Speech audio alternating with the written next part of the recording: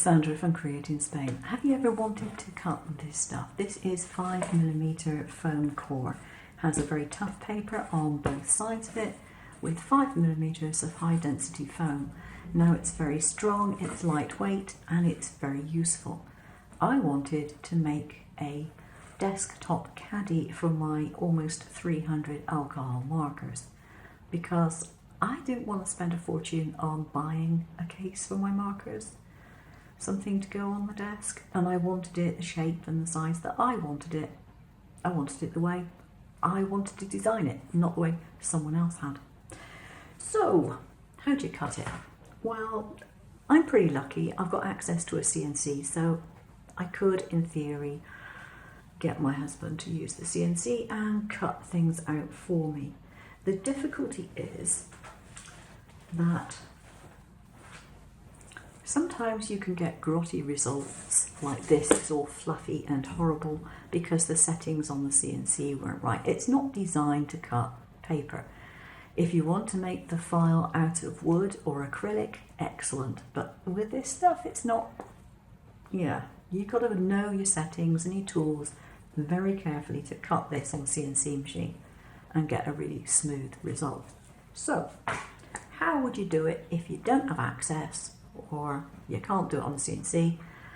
How would you do it if you wanted to cut shapes out?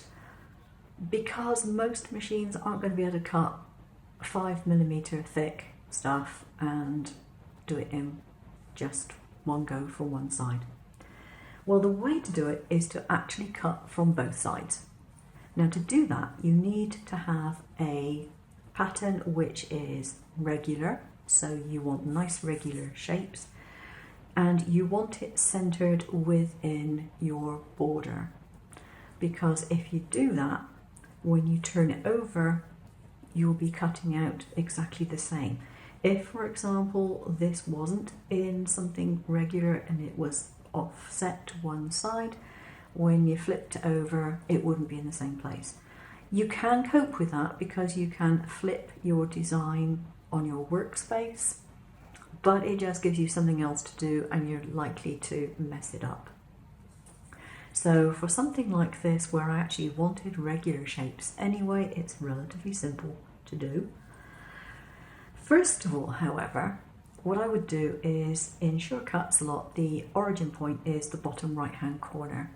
So I would set my origin point to the bottom right hand corner of my workspace, my mat in shortcuts a lot, and I would set everything to what you see is what you get. Because when it comes to cutting things out, that can be something that catches people out unexpectedly. So if you know where your origin point is on your workspace, and you know where your origin point is on your mat, your physical mat, then you should be cutting it out in the right place. And it also means that if you don't want to cut out the outside line for some reason afterwards, then it's not going to affect it. Because your holes will always be where your holes always were. So one of the things that you can do is, obviously you're going to have a bigger piece than this to cut it out of. But what you're probably going to find is that, say for example, you want to cut this out here, because you're not cutting through the entire thing, you don't know where your origin point is on the other side. So, to make life a bit easier, what you want to do is to put some card on your mat, and you want to cut out your design. Doesn't make any difference where you cut it out, as long as you know where it's going to be. And you cut it out, and you will have all of that removed. You don't need to keep these bits, and just take it all out, but keep this on the mat and keep it in the machine, and don't alter anything. Okay.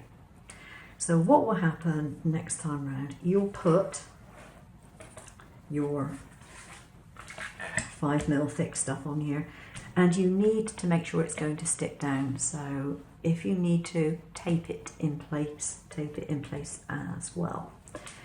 So when you've done that, you're going to end up with the cut in here somewhere.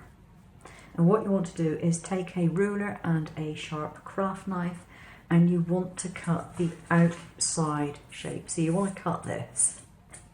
So you'll have this still filled in, but you'll have cut lines on one side. You only need to go through the paper and into the foam. You don't have to try and cut it all the way through. You just want to go through that paper, which is tough, and make it a nice smooth cut. So you don't want to cut too deep. You want a decent blade in there. You just want to give it a low pressure and cut through that paper so the paper looks good and it's not all raggedy and horrible. So when you've done that, you will end up with your design sort of cut through on one side and blank on the other. So you turn it over. You don't do that way, mind you. You want to make sure that it's horizontal. So you flip it over, and because you now have a hole here on your mat, you simply stick that into there. That is still your origin point, and you can then cut out the center portion. You won't be cutting this outside line, so you can ignore the outside line. You can take the outside line away on your design, which is why we use the WYSIWYG, because taking the outside line otherwise would shift all this over to there. That's not what you want. You want it to cut in the same place. So you can then do the same thing on this side. Now to finish it off, what you need is something like this. This is a wood burning tool. They're very cheap. You could probably do it with a fuse if you've got one of those fuse tools, although I am not going to be held responsible if you use it for something it's not designed for. And all you do is where your cut lines are, you just put this in and go around, and it will cut the foam very, very easily. But you want to do it relatively fast because you don't want to burn the paper. The marks on here are not burn marks, by the way, they're pen marks, where I simply drew shapes and cut them. In this particular case, I just cut them with a craft knife just to check that it would work. And you just go in with that, and then you can pull out the piece of foam with the paper either side, or you can peel the paper off if the paper would peel off and just go straight into the foam. But in most cases I found on this stuff, the paper doesn't want to come off that easily. It comes off in bits and pieces. So it's not the easiest of things to do. Actually, this one, of course, is deciding to come off, well, more or less. But as you can see, it leaves bits behind. So it's far easier just to go in straight with the heat tool and get the lines cut. So here's my finished marker organizer for my desktop. And as you can see, it's pretty big. It's actually 70 centimetres wide by about 25 centimetres high, and it has nearly 300 markers in it. Now if I take you around the back of it, just a little tip.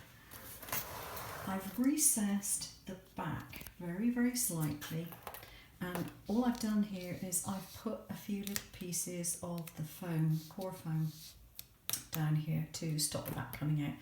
This is not glued in, this is just placed in, and these pieces are keeping it in place, and obviously the pens are pressing against it. The reason I did that, when I first put the back on, fortunately I didn't glue it on, I just used double-sided tape. I found that some of my markers, being a bit shorter, were going too far back and were quite difficult to pull out of the container. And I also thought that, well, if I don't actually physically stick it in there, if I need to take it apart for any reason, I can. You need to have two of these panels. This one was cut out on a CNC. As you can see, it's a little bit rough. I had to spend a lot of time smoothing things down. But you want two of these because they're spaced a few centimetres apart and they hold the pens in place. So here you can see I've put some decor panel card on the front of it just to make it look that much nicer and to neaten it up a bit. I hope you can see in this photograph just about that I've added a couple of thin centimetre strips of the foam in order to prop up my panels. I wanted to give them a little bit of extra support. Here you can see that I've got both panels adhered to the base, and I used hot glue to do that.